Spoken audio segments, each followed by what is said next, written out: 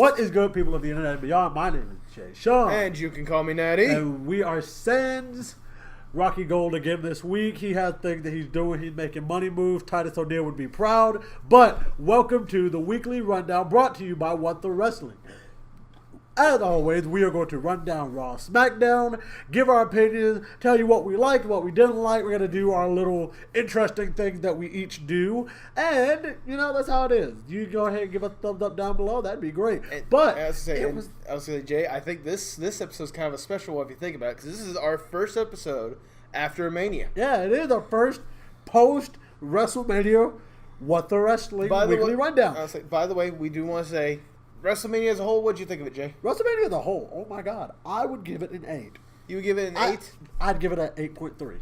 Actually, yes. 8.3? The .3 being Nicholas. The okay. .3 being Nicholas. Okay, and all honesty, it's one of those, like, there wasn't really a bad match in all Mania. All in all, I think the big thing for me with WrestleMania was just the amount of time. Just the fact that it was like a 6-hour, 7-hour. See, here's the thing. Like, for me, it didn't feel that long. It's one of those, you do good with a Mania if it doesn't feel that long to a person. And for me, it didn't feel that long. But the only thing I really hated the most was the end of Brock Lesnar, Roman Reigns.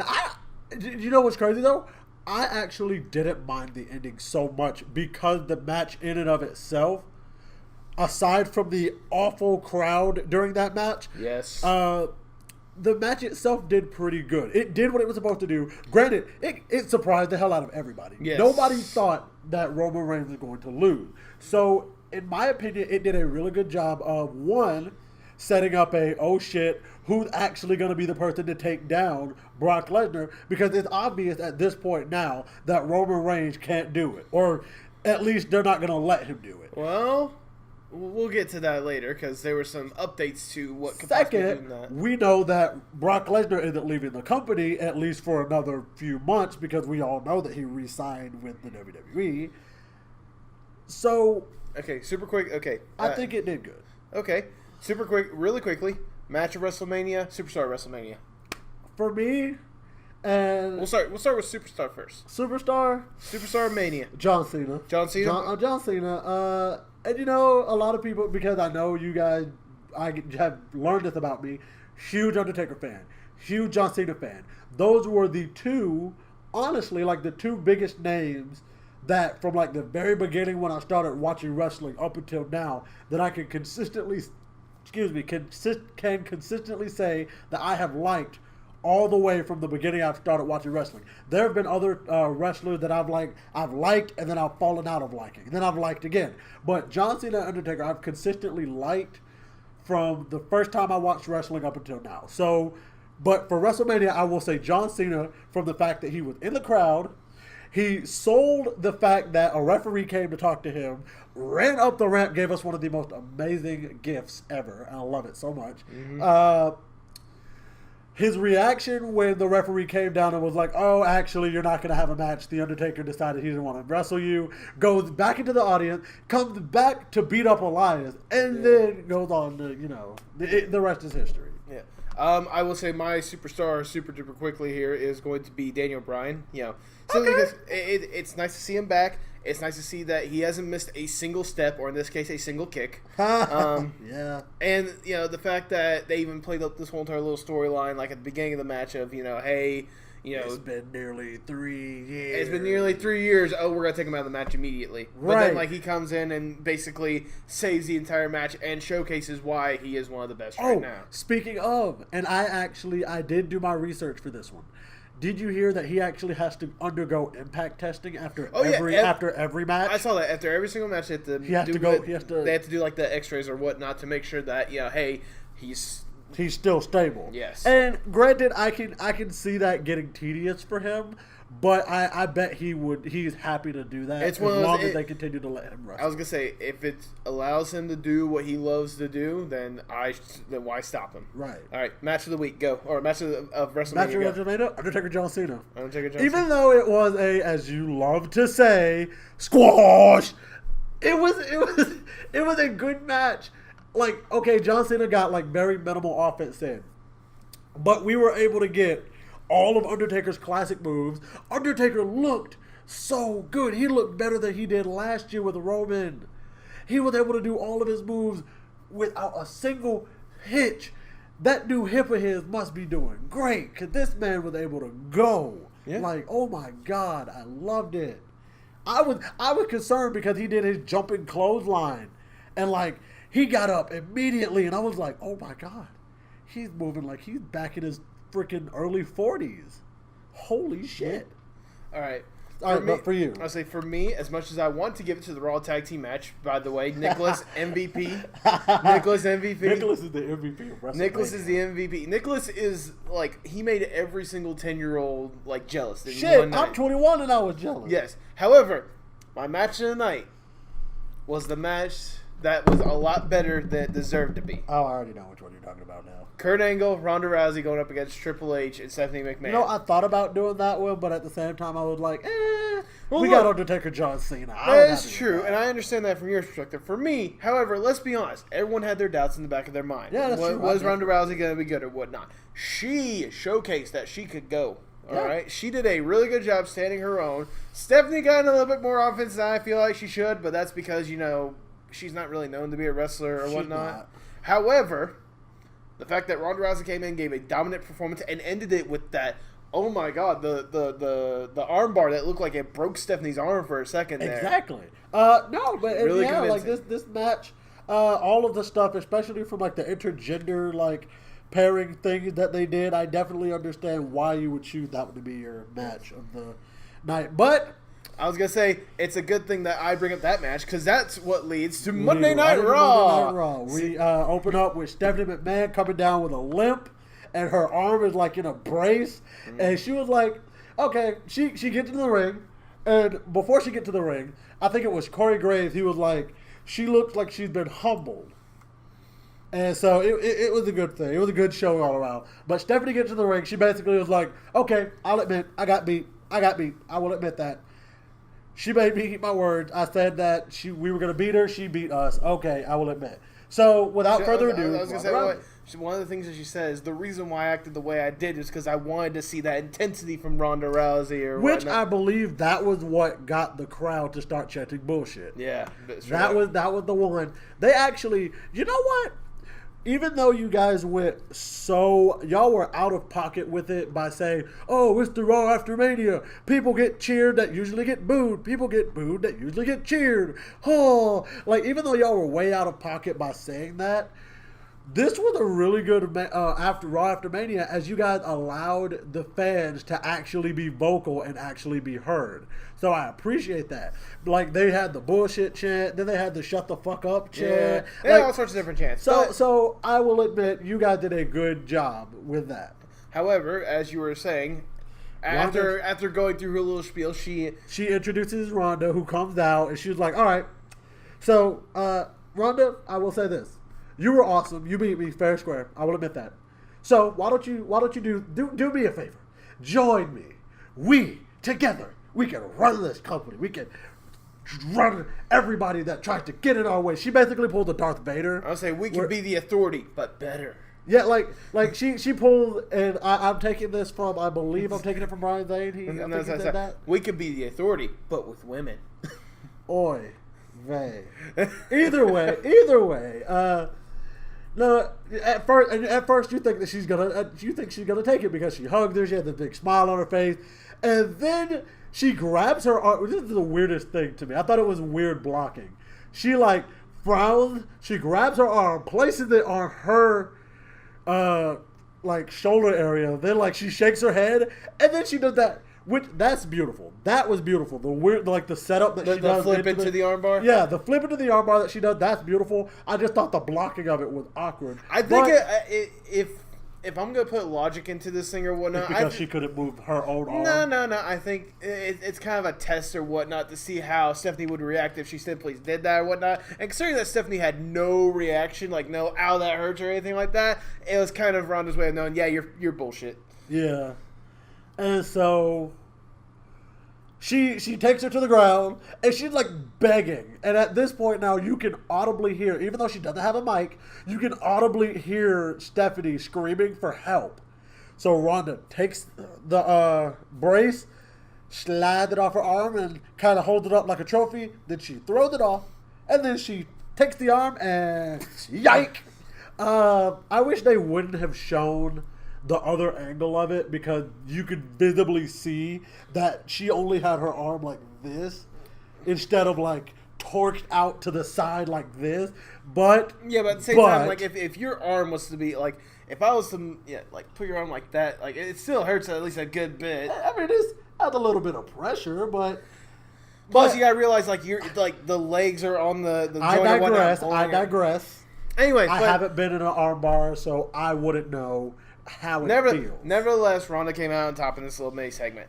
Do you want to take this next segment? Because I figured you want to do this one. This is the next segment. Oh boy, this next segment arguably was one of just one of my many highlights for Raw. I'll say timeout. Let's just say on one thing. What's the Raw after Mania usually known for? It's known for big return, big debut, shockers, title changes. So it's known for all kinds of things. But one of those three things is about to happen, because the newest women's champion, that makes my heart happy to say that. The new Raw Women's Champion, Nia Jax. She comes out. First off, she comes out wearing that beautiful wrestling gear that she wore at WrestleMania. I really do like that. I really love that outfit. And I love that they let them wear it after WrestleMania, because it's like, this is what I wore at Mania. Now I'm going to wear it all the time because it was so great. But she comes down and she basically, they give her the "you deserve it" chant, all of that good stuff. She basically like, she's so happy she finally has the belt. But you know what this feels like? Even though they're booking her as a monster, she feels like a really human monster, like Braun Strowman. Well, I mean, to be fair, especially when the angle leading up to it was this whole entire bullying thing or whatnot, it's a way for the audience to connect to it. I see why they went that route. It's not a route I personally would have gone with, but at the same time, there's an audience for that, and that's why they want. And speaking of the bullying argument, next out comes Alexa Bliss and Mickie James, and they got that weird thing that happened with the title screen nameplate that pops up. It was odd, but whatever. So basically, Alexa Bliss she's on the mic and she's saying like, "You guys don't understand. I'm the victim in this. She's the bully. She's the one that shut up." Yeah, and she was like, "Shut up." And so she was like, I was just trying to shut up. And so basically, Alexa's like, "See, that's your problem right there. That's why nobody likes you. That's why you don't have any tag team partner for our match tonight." And Nia Jax was like, you didn't know? Okay, no, it wasn't them. You better call somebody. No. She was like, "Oh, you guys think I don't have a partner? Oh no, I found somebody in the back. No, I got a partner." It's just this little homegrown talent. I think might be enhancement talent somewhere. Ember freaking Moon! Oh my God, you guys! Ember Moon has finally made her debut onto the main roster. So I hate that she had to lose her title in order to come to the main roster. It puts someone else over in NXT and allows her to be able to go to the main roster. And I'm also surprised to see where Shayna Baszler goes from here. It'll be interesting. But aside from that, Ember Moon makes her triumphant debut to Monday Night Raw, just in time for the Superstar Day shakeup. This one doesn't think that the people who debut on Raw... We'll take care of that in the moment.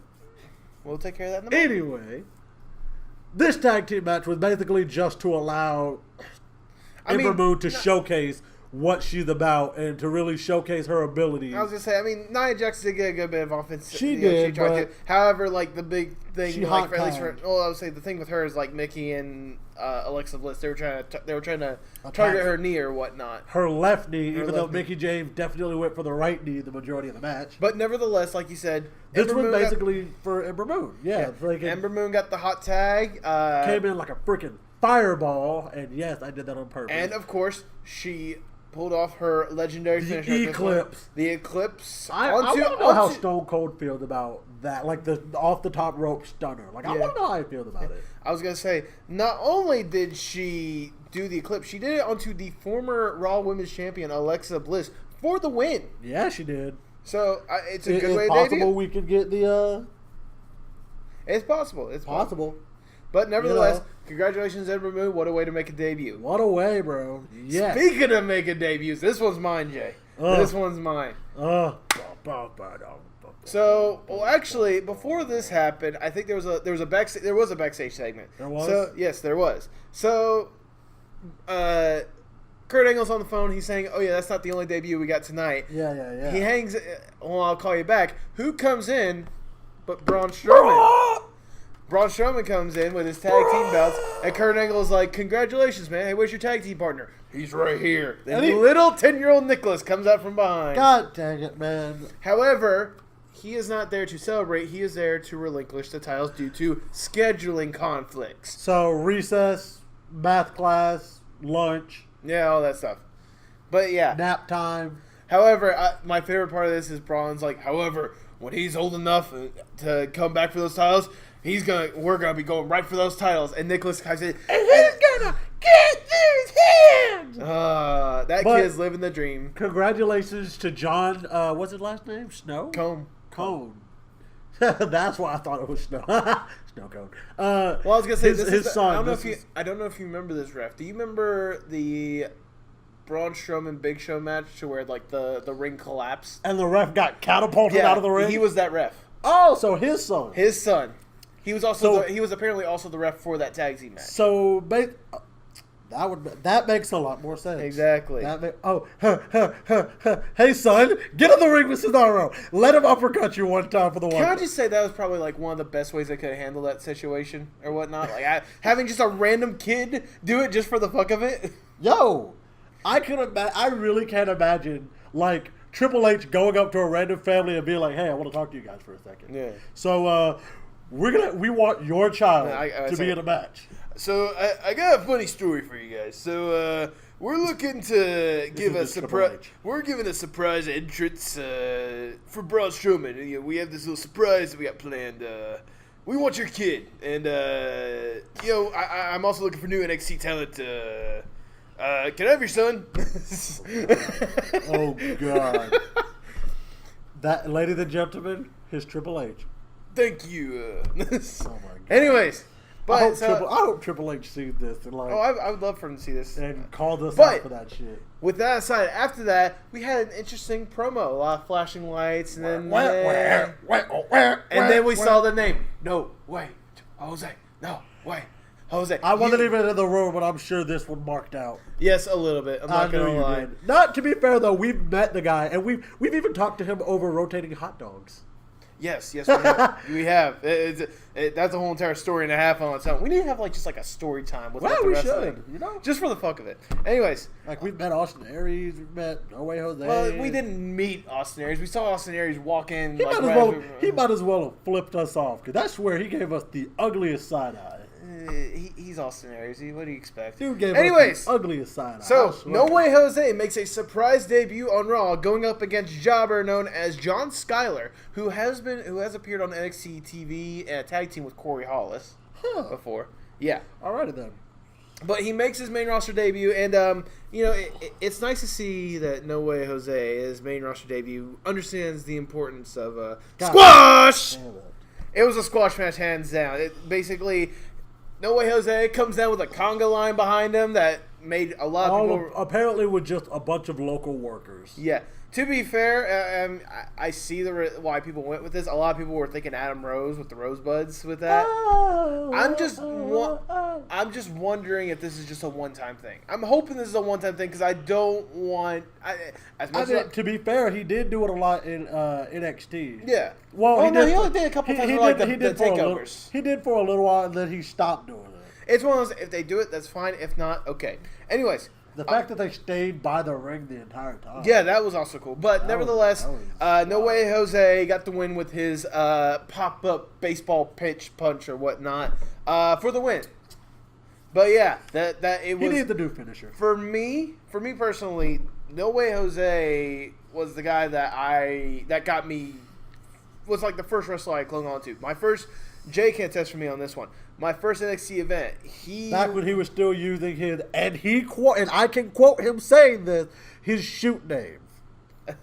He did say that. I can quote him saying that because he said it in our conversation. We won't reveal what the name is for now. For now. But in the first match of the first NXT event I ever went to, he was in the first match with... Literally, first match. if I'm not mistaken, I think it was only Lorcan. I might be wrong about it. I don't think it was only Lorcan. It was some other guy. Either way, he got the win. Yeah, he got the win, but like he had that energy that would eventually evolve into No Way Jose, and which is crazy. He didn't even have the same theme song back then, but at the same time, we still had that whole hey, hey, hey, hey, hey, hey. Like it still had that like beat to it. But like weird. That was the guy I first clung to. It's a guy that I've met in person or whatnot. Multiple times. I was going to say twice in one night. And it's a guy that... The fact that I gave up my fan of the night to let... Well, I didn't give it up. I included him in my fan of the night so he could get a picture with him. Again, we'll do like a story time with What the Wrestling just for the hell of it. Why don't we just do it this weekend? Well, I might be busy. Anyways, we'll figure something out. Either way, nevertheless, to see him be able to go to the main roster, I'm really proud. Thank you, No Way Jose. I really do hope for the best for you. Now that I got my whole entire sob story out of the way, we cut to backstage. Kurt Angle, the bar comes up, and they're like, hey, so since Braun Strowman got rid of the tag team belts, we want the belts back. To which Kurt Angle's like, nah. I'm not just going to give it back to you. Here's what's going to happen. You're going to be in a match in the greatest Royal Rumble in Saudi Arabia, April 27th. Which means we will see the crowning of a new champion. At least one at that show in 2 weeks. I wouldn't say, well, yeah. We're going to have to see the crowning of at least one new champion. But he said the other spot, Curry said the other spot's going to go to the winner of the tag team eliminator.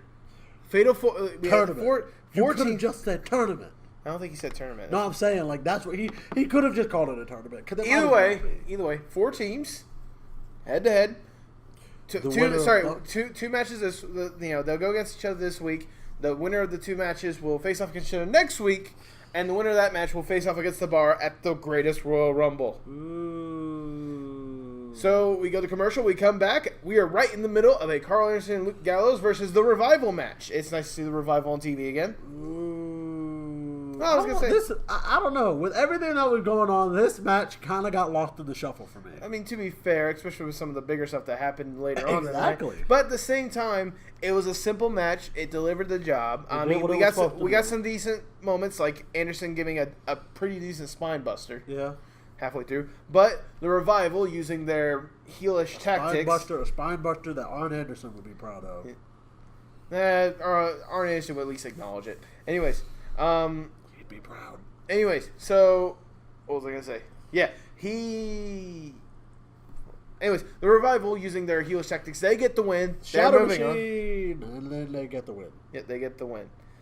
After this, we had Seth Rollins coming out to celebrate his Intercontinental Championship win. Not an Intercontinental Championship, but I'm a champion in my own right. You should have brought your Intercontinental Championship or whatnot. I should have, but I forgot about it. But like, besides, I like this one better anyway. True. But anyways, the crowd was all in on this. They were, you deserve it, chance for ringing. Basically what Seth Rollins was saying was, oh, I'm so happy to be able to say that I'm a Grand Slam champion now. Considering all the ups and downs that he's been through within the past year and a half or so. I guess. Oh, sorry, 2 years if you think about it. But then, who would come out but my boy, Finn Balor? You know what? Finn Balor has jumped to first on my list of current wrestlers that I'm all the way fan of. And that was weeks ago. Just because, first off, because he had a winning smile. I love his smile. Second, he just had the most charming of personalities. And third, I want the shirt. He had the Rainbow Balor Club shirt. I want it so badly. Well, so just wait for it to go on sale and then get it. Unless you want to get it now.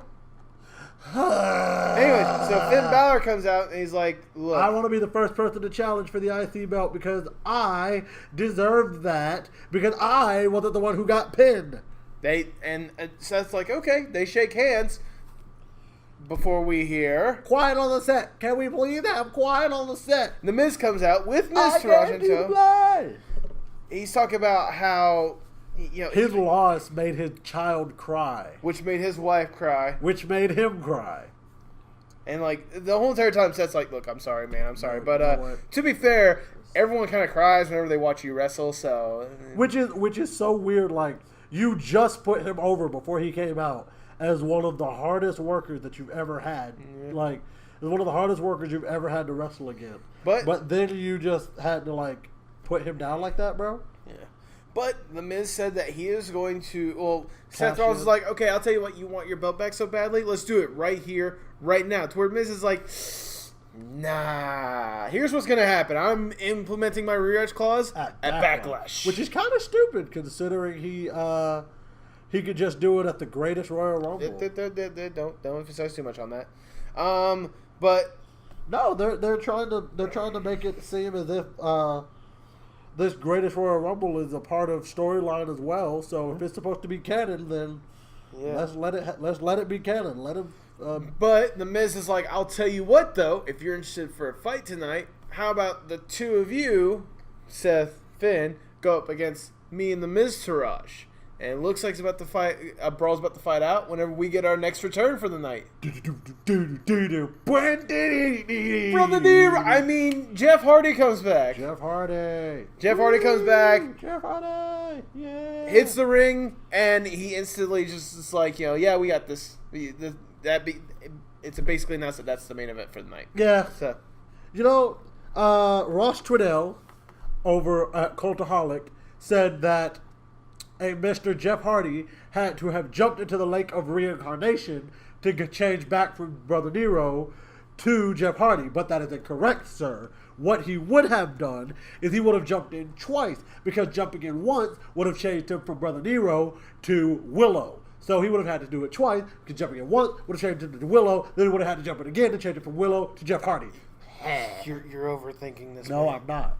So... After this, I think this... I don't know if this is the segment, but I'm going to go ahead and say this segment right now. So, Kurt Angle, backstage or whatnot, again, when who walks into his office but Kevin Owens and Sami Zayn? Oh my God! Because we didn't predict it. They were going to show up on Raw. Basically, they're begging. They're like... They're not begging. They're saying, we demand an opportunity or whatnot. They were like, we've learned our lesson. We see that we were wrong. Please, can we come over here and like wrestle? And Kurt Angle's like, didn't you two have problems with authority? Didn't you two beat up your fucking boss? Yeah. And it's like, look, there was a whole entire vendetta thing or whatnot. Yeah. Then and here's the spot that I can appreciate because I actually watched the product. He goes, oh well, if you're looking for a job that badly, well, TNA's hiring. Everybody loses their mind for the fact that one, they were able to they name dropped TNA on Raw on WWE television. The funny part is as soon as that happened, Impact was like, oh shit, we do? Hashtag we are Impact. Here's our roster. Right on Twitter, they just yeah, this is us. And you know what's crazy? After that happened, they actually posted a picture of some person who brought donuts and a resume to their office, to their headquarter office, and was like, ooh, we got people who are coming to hire. So it's like, yeah, y'all are trying too hard at this point. Yeah. But nevertheless, he sets up for a match later in the night. Kurt's like, look, here's the situation. I can't, we have enough tag teams, you can tell from our tag team eliminator. We don't need to be a tag team. We do singles. But I have one more spot on the roster. You two go against each other. The winner gets this contract. All right, fine, bet. So they basically just kind of turned on each other. They were like, all right, fine, I'll beat you to get this match. After this, we had Sasha Banks going up against Mandy Rhodes of Absolution. Absolution is the mystery. I'm kidding. So right before the match starts, however, Bayley comes running out to the ring to be on Sasha Banks' side. Because we have officially crossed over to that point of this storyline feud that it's gotten boring. I'm not even gonna lie to you. I have officially. I'll say bored. This match was a placeholder. It really was. It was. But there's a good bit back and forth. It was meant to do two things. It was meant to one, further the storyline between Bayley and Sasha Banks, even though we don't need it to. I'll say which they did that by having Bayley accidentally attack Sasha Banks, and as soon as while the ref was distracted with Absolution, before Banks got back into the ring, Mandy Rose hit the knee in a high knee. It was something like that. 1, 2, 3. Mandy Rose got the win. Bayley and Sasha are bickering on their way back up stage. No, they're not even bickering on the way back up stage. Bayley almost Bayley damn near books it by herself because she was like, I cost her the match. And then Sasha's like following her behind like she's trying to catch up with her. Yes. However, we all know the real reason for this match. After the match, Paige comes out. She grabs a mic, and she's like, I'm sorry that I don't want to have to do this, but... Oh, God. You no, you can keep going. My eyes are sweating, that's all.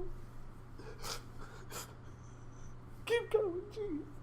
I don't want to have to be interrupted by like fake crying the entire thing. Oh, shut up. Well, in all seriousness, she grabs the mic and she's like, I really don't want to do this, but due to consistent neck injuries that I've been having, I'm retiring from in-ring action. She was forced to retire. It's one of those like, one of the things that got to me is she was saying that 4 years ago, she debuted in that building to win the Divas Championship. Yep, against AJ Lee, her first night on WWE.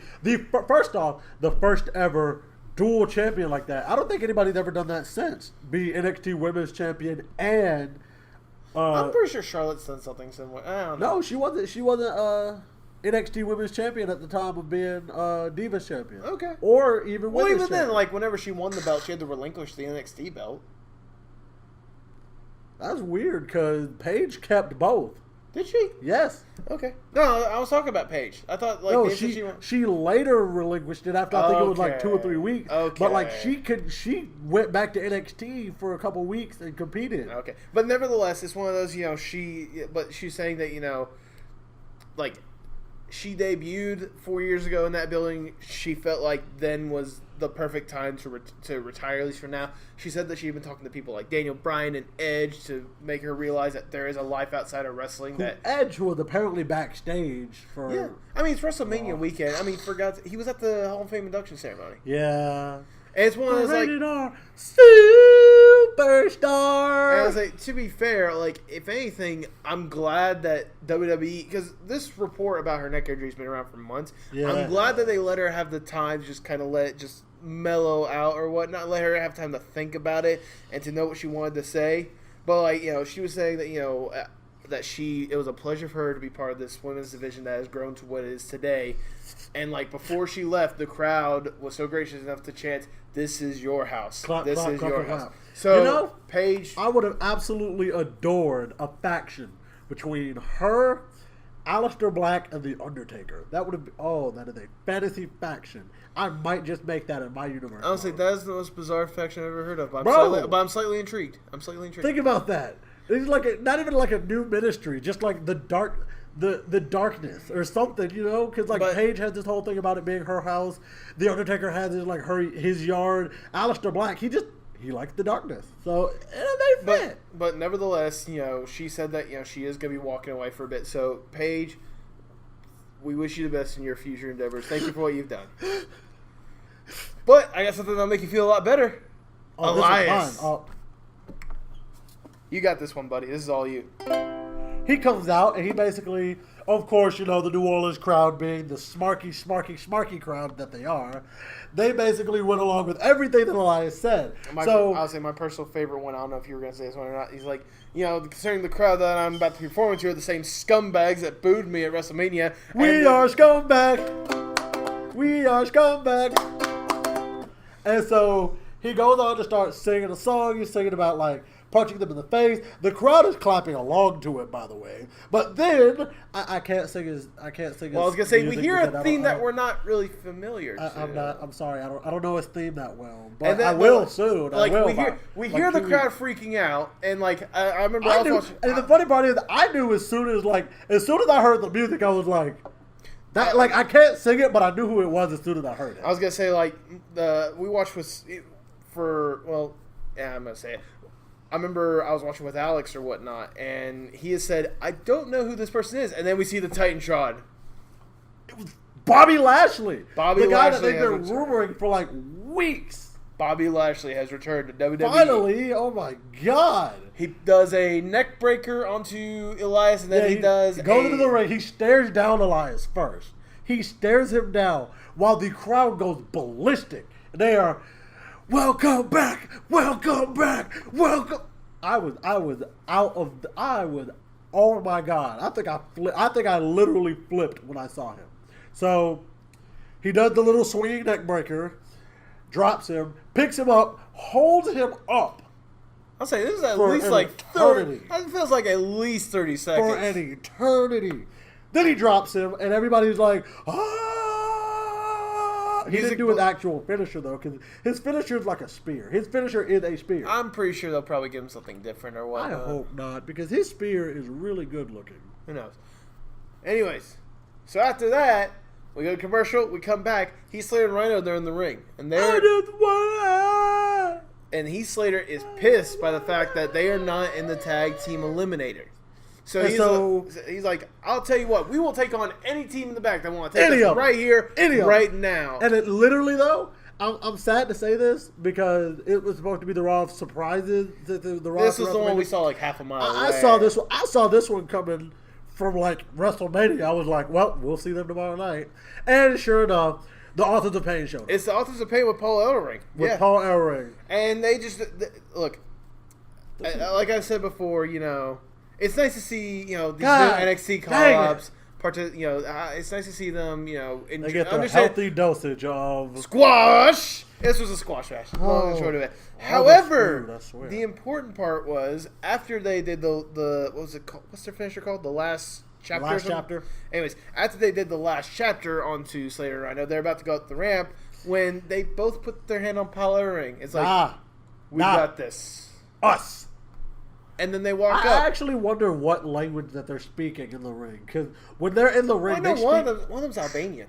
I know that. I don't know if the other one's Albanian. I'm pretty sure they're twins. What are you talking about? No, they're not twins. Are you sure? I'm pretty sure they're not twins. They look exactly the same. I'm 90% sure they're not twins. I want to look this up now because I'm fairly positive. Like, if they're not twins, they're like cousins or something. But they look way too similar. But nevertheless, the thing I find interesting is, like, of all the places to, like, leave them or whatnot, they leave them in the ring. And to where, my mind, Paul Elling's like, so where do I go now? Can I get seen in the crowd or something like that? Or right. It's like my luggage is in the back. Is anyone gonna get that for me? Right. he was so confused. But nevertheless, Authors of Pain, welcome to Raw. After this, Roman Reigns comes out to the ring, and he says that he admits that everything on Sunday felt there's something odd. Mainly because the WWE kept him out of the blue about the fact that, one, he had re-signed. True. But two, that he was getting a championship match at the Greatest Royal Rumble, a steel cage match against Brock Lesnar for the Universal Championship. Yeah. But you know what? He said he only learned about it through the internet. That's true. However, he said that if you guys just keep putting up Universal Championship match, I'm going to win at some point. I mean, logically, I got to win. Logically, that's true. Like, in logic, that's basically saying the Falcons, they keep playing every year. One of these times, they're going to have to go to the finals and win. Yep. However, before he could go any further, boom, boom, boom, boom, boom, boom, boom, boom, boom, Samoa Joe makes his amazing return. It's so nice to see Samoa Joe again. Yeah, it is. Oh, yeah. He comes out, and he is just simply, you know, you want to put yourself on this pedestal or whatnot. But the thing is, though, Roman, you're weak against Brock Lesnar because he exposed you for what you truly are, a failure. Yeah. And after the Greatest Royal Rumble in Saudi Arabia, I want you at Backlash. So, yeah, that match is basically set. I'm excited for that. So, which basically also pretty much confirms that Roman isn't going to win at the Greatest Royal Rumble? I don't know. I think that might... Because why else would he have a match against Samoa Joe for just the hell of it?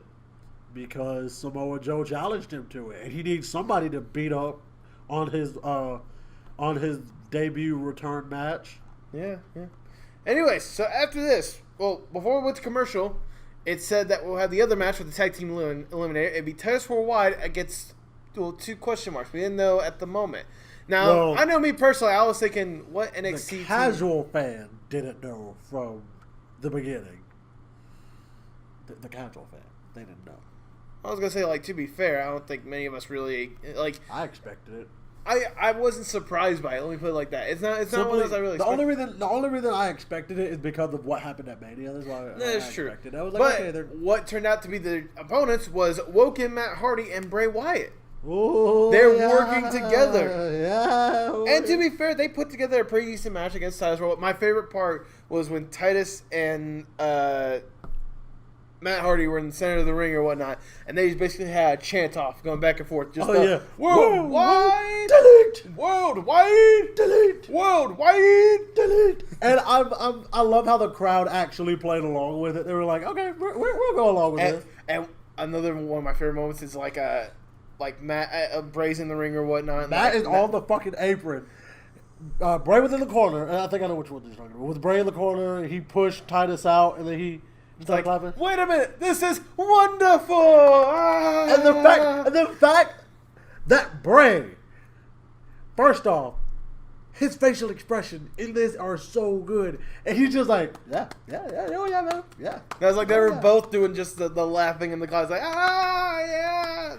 I was so confused, but I've never been so excited. Was this the thing that Bray Wyatt needed? Yes. Did he need Matt Woken, Matt? Yes. Nevertheless, give them the belt, please. Nevertheless, we have Woken, Matt, and Bray getting the win.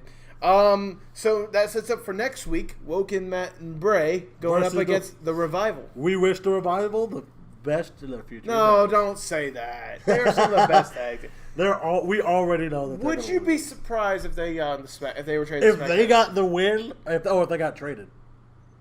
Oh yeah, no. I forgot to announce. Earlier tonight, they officially announced that next week will be the Superstar Shakeup. They're officially going to have their whole entire trades of who's going where, whatnot. So, I wouldn't be surprised if they moved over, but at the same time, part of me really wants them to win, because they're really good tag teams. They're yeah, they are. After this, we had the epic clash of Kevin Owens versus Sami Zayn forever.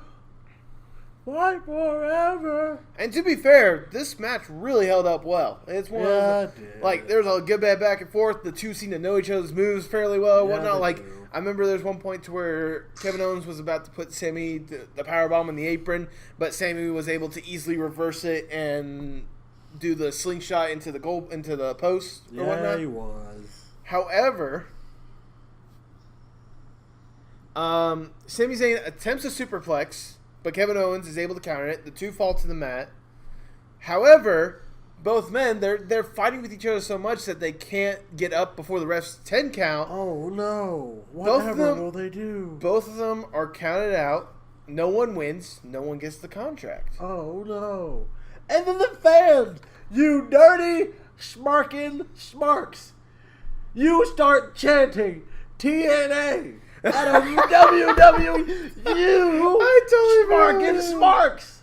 You know what? I can't even deny it. I would have done the exact same thing. So after this, we have a little backstage segment of Woken Matt with his wonderful trophy. This. You got this? I lost my mind when I saw this part. You want this part? Yes, Matt Hardy and his newfound friend Bray Wyatt were there. And then we see Jeff Hardy walks up. Jeff Hardy is surprised. Actually, no, we don't see Bray Wyatt first. We just see Woken Matt. Jeff walks up. He's like, oh my God, it's so good to see. How you doing? He's like, I'm doing good, man. How are you, my brother? He's like, good. He's like, I have somebody I want you to meet. Bray Wyatt walks up. He goes, Brother Nero, how are you? He's like, he said he was good. He said he's glad to see that they was able to rid of Sister Abigail. And he asked him how he was feeling. And Bray, I'm wonderful. Matt does this huge smile. They walk off. Then the camera slowly pans over. You see Seth Rollins and Finn Balor looking at Jeff Hardy as if he had 3 heads. Seth goes, what the hell was that? Well, he doesn't say what the hell. He's like, what was that about? Jeff goes, I don't know. Sticks the piece of gum in his mouth and walks off. And I was like, you don't get the right to just say, I don't know, and walk off. You You don't get the right to do that. But like, you just jump into the lake of reincarnation and forget everything that happened. You don't get that right. But nevertheless, this led to the 6-man tag match that was teased early tonight. This was honestly a fun match. Oh, it was, yeah. It was one of those, like, it's nice to see Matt get back in there or whatnot. It's nice to see... Sorry, Jeff.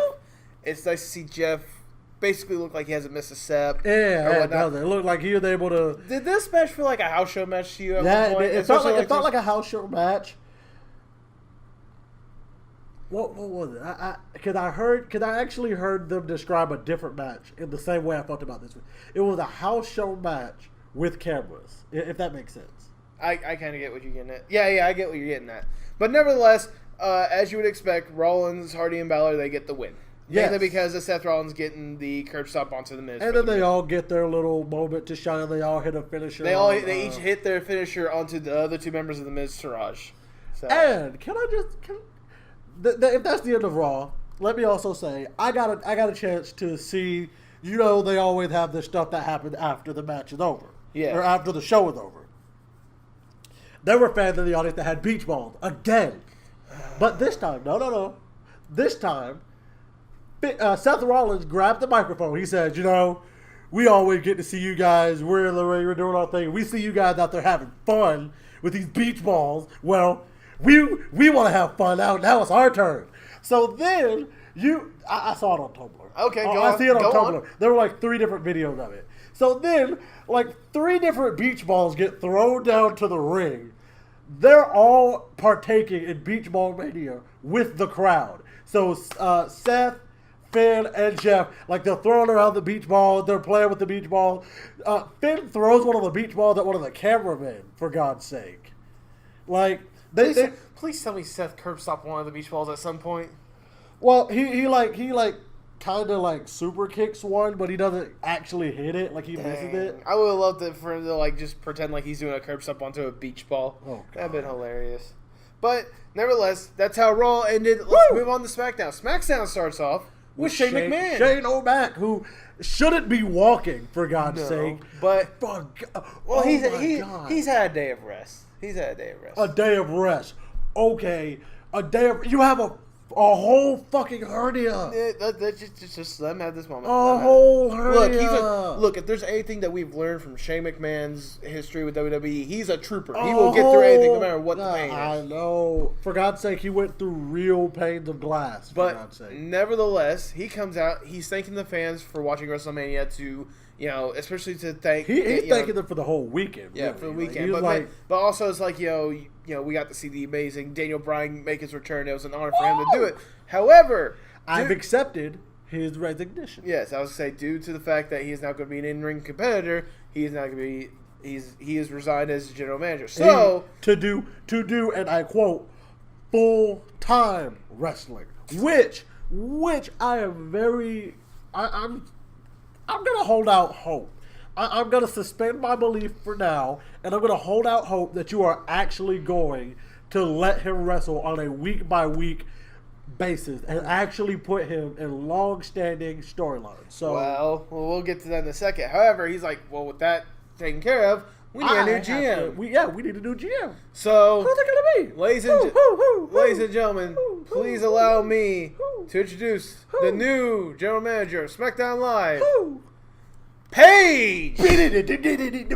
Yeah, I was one of the few people I cried. It's one of those I cried. It's one of those. It's nice to see that Paige is taking retirement well, but it's nice to see her finally back. No, you know what though? I will admit I cried because actually. We mentioned the 4 years ago where she won her. After that happened, I actually tweeted about learning her entrance music. About I'd trying to learn her entrance music. And she actually liked, and I think she retweeted it. There we go. So, that's good. But nevertheless, it's nice to see that Paige is taking on this new role. I think it's a good role for her. I'm excited. It's one of those I'm interested to see how she'll do as a GM. Oh, but she went to business right away by booking the main event of Daniel Bryan having his first match on TV in over 3 years against Jay Style. Well, the crowd was chanting Rusev Day at first. Oh, yeah. Oh, they did a lot of things, actually. They did Rusev Day. I think they did AJ Styles next. Well, they did AJ Styles like They did three. There were three different people that they called out. Well, nevertheless, congratulations, Paige, for being the new GM of SmackDown Live. I'm so excited. I would say it's a lot better than the Hulk Hogan rumor that they had. I would have been okay with Hulk Hogan too, to be honest. Nevertheless, well, we all know how the PR is still these days. You know. No, they're in talks with him. Yeah, I know they're in talks, but I don't think like the way to bring him back would be, hey, you're not gonna see him every week. Okay, shit, I'm alright with that. I feel like, okay, with situations like this, and this also is going to tie into something else, another person.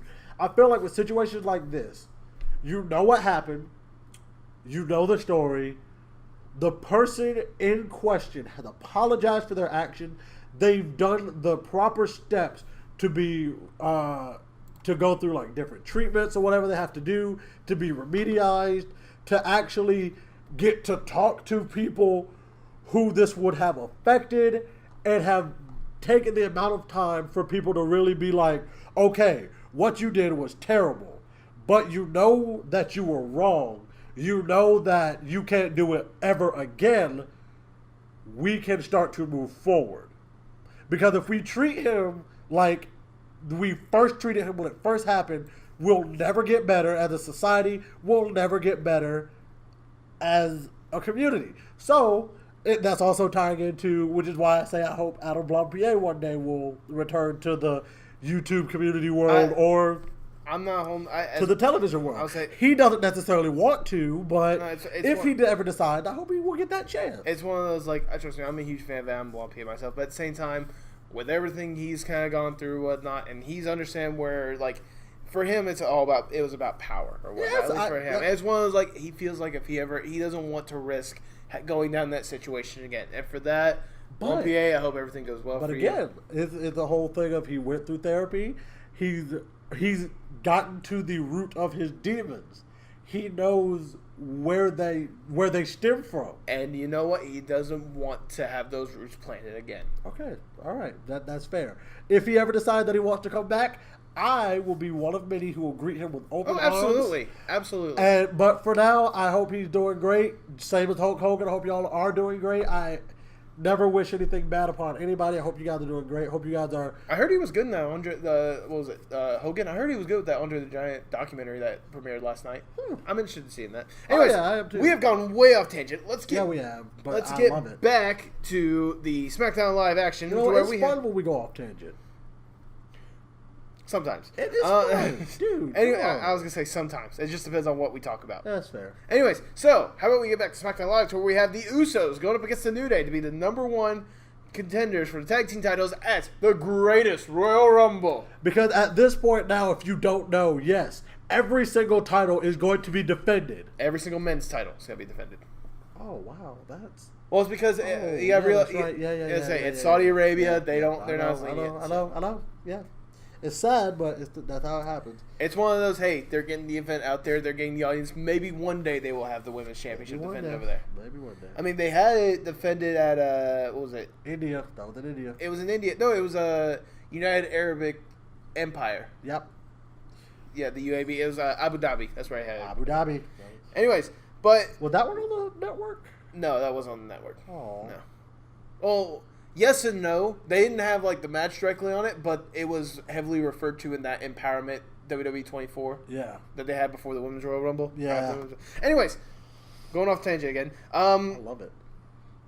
This match, these guys cannot put on a bad match when they're going against each other. When they want to.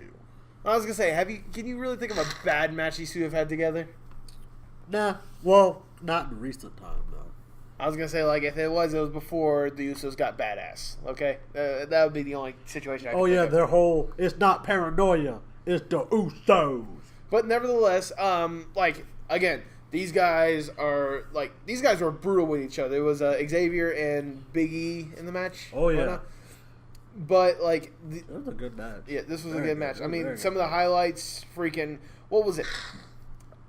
One of my favorite moves. It was, like, towards the end of the match. Big E tags himself in as Xavier. He takes him He takes one of the Usos, flings him into Big E, who's about to do the whole entire like sit your tail end down or whatnot, and then freaking Xavier quickly goes up behind him, backbreaker as Big E is doing that. That's one of my favorite moves that they did right there. I can see why they don't do it more often. It's somewhat really. Sorry, I get the thing right here. It's a Uranage / Codebreaker combo, but nevertheless, the Usos they get the win via pinfall. Yes. So pretty solid match. And then after the match, the Blue Gen Brothers, the new SmackDown Live Tag Team Champion, come to the ramp and they point their little flimsy hammers at the Usos. Yeah. After this, we had Naomi versus Natalya. Why did this match happen? Because Naomi was she was backstage having a photo shoot with her new women's vagina trophy. The historic first women's historic vagina battle trophy. royal historic women's historic match. Vagina trophy. Anyway, Natalya comes up and she's basically during the photo shoot is basically like, you didn't deserve to win that title or the match. Nobody back here believes that you should have gotten it. So what you're saying is you want to fight me tonight? And then she tried to like backpedal and be like, that's not what I said. That's not what I said. And it was like, nah, too late, bro. Too late. I mean, this match was okay. It was a good match. Naomi won with what I believe should be her finisher, the split leg moonsault off the top rope. Yeah, that's always a good move to see. That should be her finisher. Like, granted, though, I do like the fact that she doesn't have one set thing to end the match. Because that way she can switch it up when she wants to. But after this, oh boy, it's the big one. It's the big one. Oh, with Charlotte? Yeah, I was going to say. So Charlotte comes out, and she's... Because she beat Asuka. She beat Asuka, but she wanted to straight up also say that, they put on a show out there. It meant the whole entire world to her to have that match against you, and with her false crying. Yeah, it was getting close to that point. False crying. And it's nice to see. All of a sudden, music hits. I don't know their music again. I don't know their music, but the icon. Oh, my head hurts. The Iconics, aka Iconics. Billy Kay and Peyton Royce are Bay and Bay. I love their accent. You know what? They say this about women, how like women fall for like these Australian or English accent. Men are the exact same. I promise you. You hit me with an Australian accent, I am going to either fall out just because I don't hear it very often, or I'm going to be like, yes, how can I help you? Because those accents, I just love to hear them. So. But basically, congratulations, SmackDown. This is your NXT debut. Yeah, man. This is literally the only NXT debut to happen on SmackDown Live. The only one. Which I'm surprised because I thought like we'll probably get more next week. Who knows? With the Superstar Shakeup. I don't think if they debut on Raw, they're sticking on Raw because otherwise. I'm not saying that they're going to come from Raw. I'm saying they might call some people up next week to the Superstar Shakeup. Okay. They did that with Finn Balor. Well, that was the initial draft. But still, I'm saying if they did it then, they can do it again. Who knows? Anyways, but they come out, they're mocking Charlotte. Oh, you're going to cry. Oh, we had all these historic moments. It's time to get out with the old and in with the Iconics. And then they just absolutely destroy Charlotte. They really, like Charlotte put up a good fight. She tried to, anyway. But, like, these two really did not hold back. Like, whatever anger they've been holding. They threw her over the table. They threw her back over the table. They threw her into the ring post. They threw her into the stairs. They threw her down on the floor. They threw her back in the stairs. They threw her back into the ring. They kicked her again. There was nothing but a lying heap in the ring by the time they had made their way up. And then Billy Kay and Peyton Royce are all the way back up the ramp. She comes sprinting down the ring, ref in tow. I think it was Mike Chioda.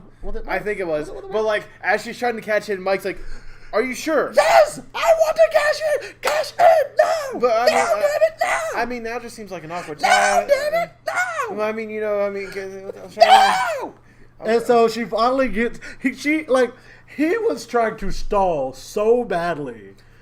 Because I guess they were like teasing how like that's been kind of the case for like the past couple of weeks. That like, do you really want to do it? Because you might end up Baron Corbining yourself. Charlotte gets back up, charges toward Carmella. Single, like I think it was like that wasn't. She didn't even charge. Like she was just kind of like she was kind of like groggily, like because she had gotten her ass kicked. Kick 1, 2, 3. Carmella. Carmella.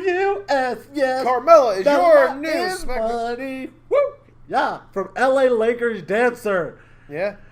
To WWE SmackDown Live Women's Champion. I was gonna say congratulations, Carmella, on being the new SmackDown Live Women's Champion. Yes. And I'll say she later had an interview to her. It's like, I really have no one else to thank. But me. No, it was funny because who was that did her interview? Renee. I think she was basically like, well, how do you feel about the fact that the iconic duo pretty much just did all your lazy work for you? And she was like, who? I don't know who the hell that. She basically was like, I don't know who they are. Like, what? I did this on my own. So after this, we had another match to set up for the greatest Royal Rumble match. We have a #1 contendership match for the U.S. title.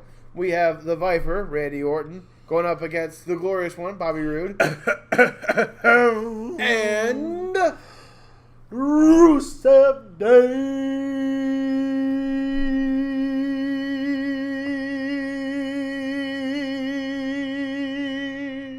Randy Orton won.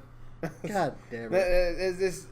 Because one was like it was a simple match. It was they all really kind of went for finishers. I know that Rusev had gotten both a Machka kick and the accolade onto, which is what set up for Randy to be able to freaking capitalize. Yeah, RKO. Rusev rolls out of the ring. Where's Rocky Gold when you need him? Happy Rusev Day.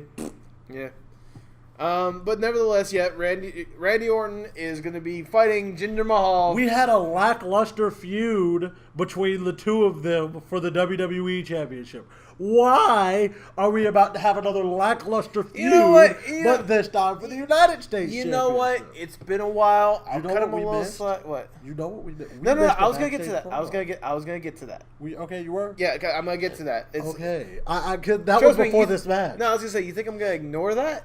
That was like the highlight, one of the best things of the night. It really was. So, earlier on the night, like I said, so it was announced that AJ Styles, who retained his WWE Championship, will go against Daniel Bryan. There we go. Spoiler. Oh, and continued spoiler. After the match, Shinsuke, we all thought Shinsuke was going to graciously just give him the title, but then he low-blowed the shit out of AJ Styles and left him in a lying heap after he kicked him around some more, Kinshasa him on the floor and like stomped the shit out of his head. So Renee Young comes to Shinsuke's locker room and gets him out and he's like, Shinsuke, why did you do what you did? And Shinsuke, his first answer was, I'm so sorry. I was too emotional. I gotta get the best of me. And Renee was like, okay, no, we know you're being insincere with this.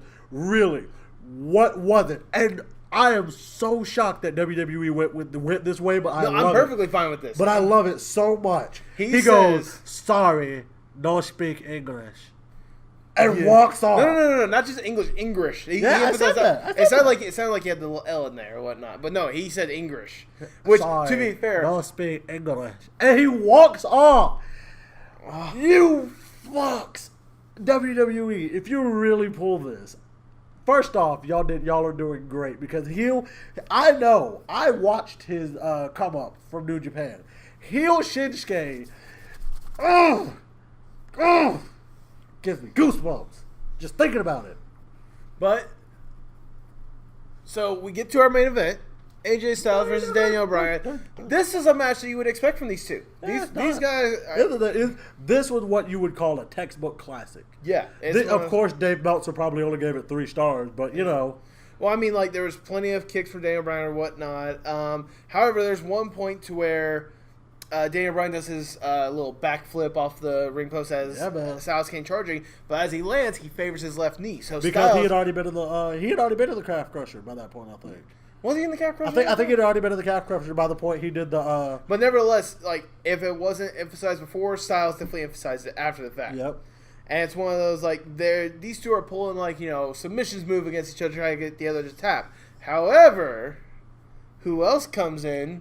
Friggin' Shinsuke Nakamura comes in, clean Daniel Bryan's clock. This man Kinshasa this man in the back of the head with no remorse. And then he low blows the crap out of AJ Styles. I'm not talking about like just low blow. Like he made sure that AJ he made sure he got all of it. And I'm talking balls and like he got all of it. I'm pretty sure he was this close to Death Valley driving his balls. Okay, like he got all of it. Kinshasa him, then went to give him another low blow. So.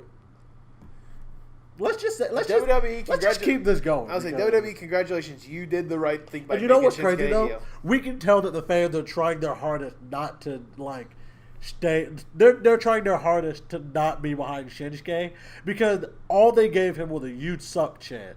Yeah. That's all they gave him. But with that. So you know that they're trying their hardest not to actually do that. Sure. But with that was SmackDown. That was This Week in Wrestling. What do you guys? What do you have to say for your superstar and match of the week? Superstar of the week? I'll say if you want, I got my superstar. If you want me to go first, go with your superstar of the week for this one. My superstar of the week is Paige. Now the fact that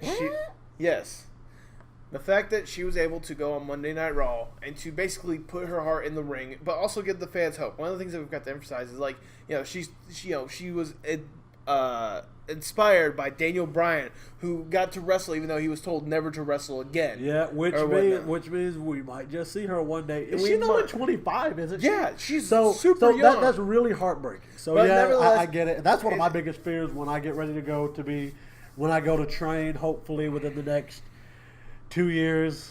But yeah. Oh, look at that! I did say that. Yeah, but nevertheless, as well as the fact that she was able to go out there Monday Night Raw and to put her heart out there and to have that emotional moment and then turn around on Tuesday night and to give everyone just kind of that little extra hope or whatnot by having her be now a weekly part of our thing with SmackDown Live and to graciously take that role. I cannot wait to see what Paige does with this role.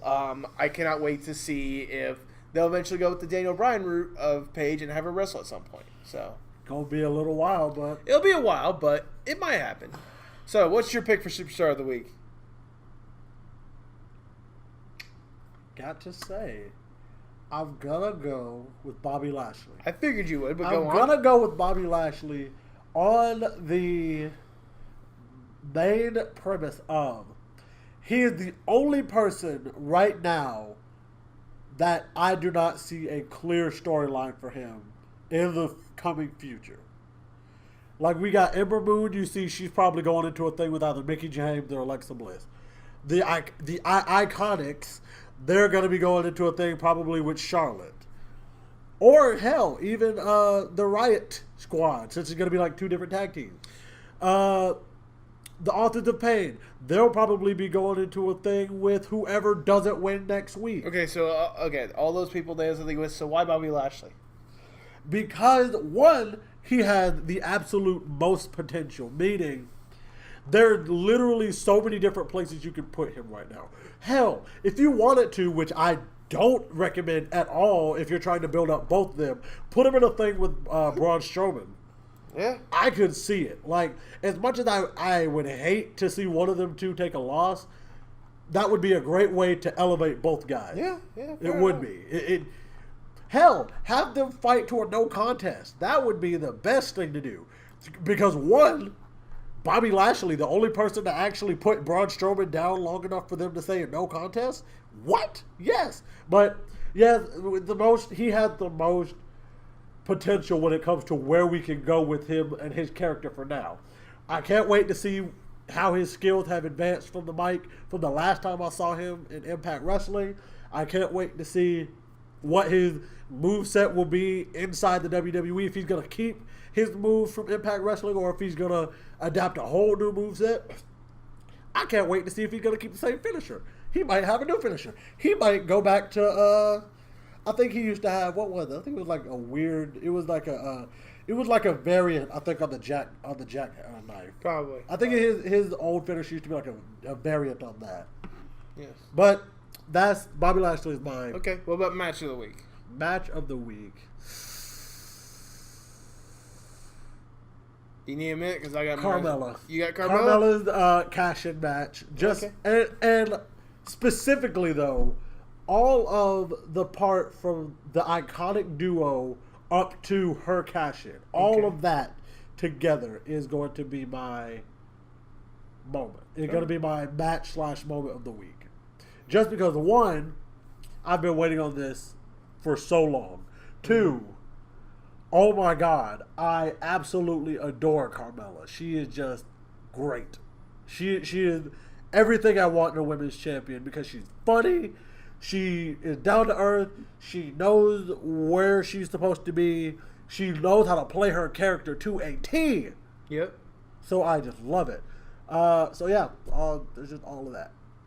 All right. Well, while you're going with that one, I'm going with probably the obvious pick here. I'm going with AJ Styles versus Daniel Bryan. I knew you were going to do it. Look, it's one of those, like, this is a dream match from the start. We all know that we wanted to see this match. And there's plenty more matches that now Daniel Bryan's cleared and with the people that are in WWE that we definitely want to see him go up against. So the fact that we got this match on free TV. And as much as I hate to say this, I'm actually a little afraid that him and Shinsuke Nakamura will ever go into it. Just because you know how stiff Nakamura No, you works. kidding me? I think that match is going to be, as soon as Shinsuke gets that belt, it's only a matter of time before Daniel Bryan challenges him for the belt. You think so? I think so.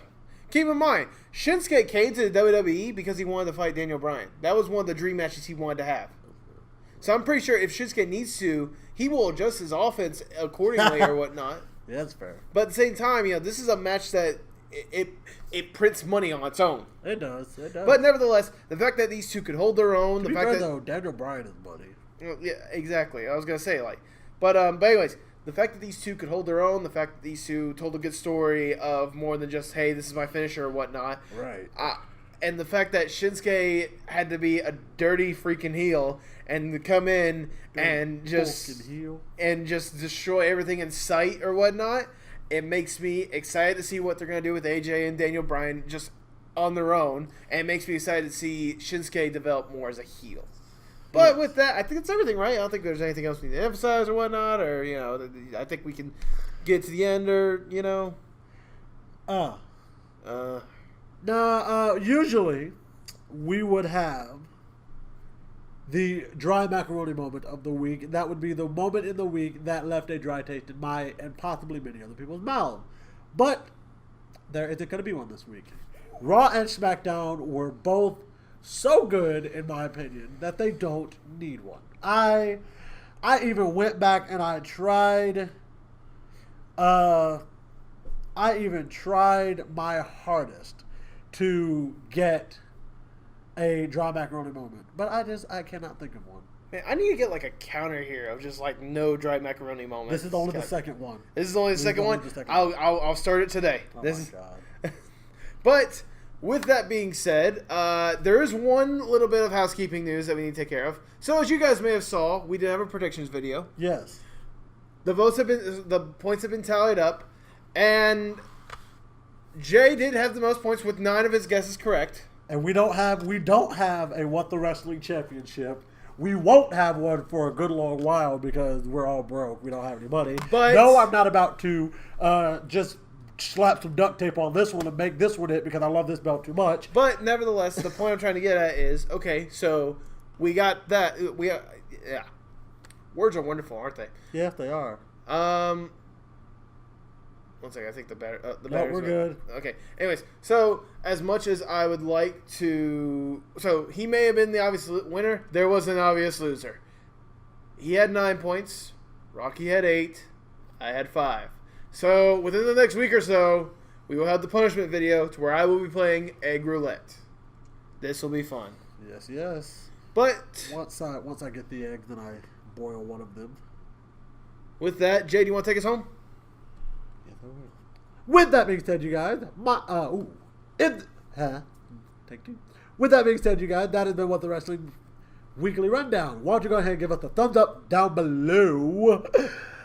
if you guys enjoyed today's episode. And why don't you go ahead and comment your favorite moment of the week and what you hope for in the future with the Superstar Shakeup coming up this next Monday and Tuesday. Why don't you go ahead and hit that subscribe button down below, subscribe to it, hit that little notification bell too. You'll always be notified when we post something on this channel. And why don't you go ahead and hit us up on Twitter. They'll be linked down below. Share this video with everybody. Don't you know? Because sharing is truly caring. Yes, it is. Yes, it is. I learned that in kindergarten by my great teacher, Miss Pam. You know, did I miss anything? I think you have it. With that being said, I've been Jay Sean. I've been Natty. Why don't you go ahead and catch us in the next video? Holla at you boys later. Hasta luego, amigo.